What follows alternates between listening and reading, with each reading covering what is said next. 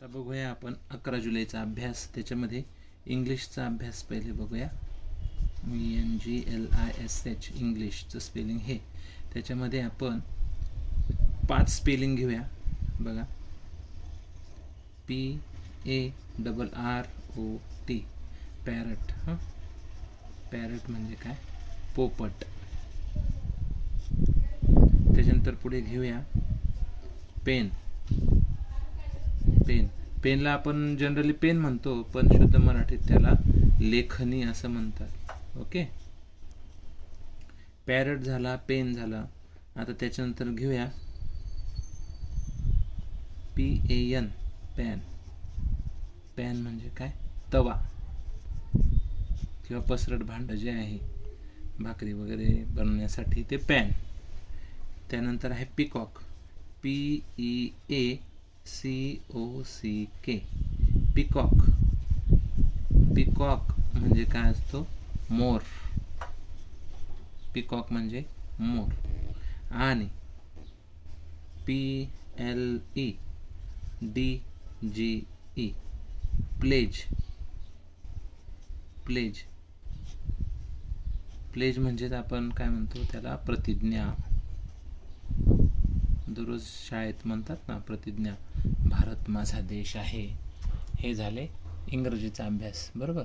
त्यानंतर मराठीचे काही शब्द लिहायचे आहेत. बघा, मराठी. त्याच्यामध्ये साधे शब्द आपण घेऊया आज. आवाज, आपण, आपला. त्यानंतर घेऊया आकाश.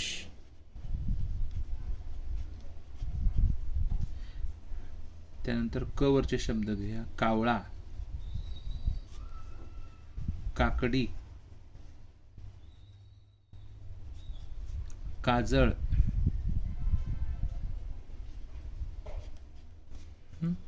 आणि कात्री.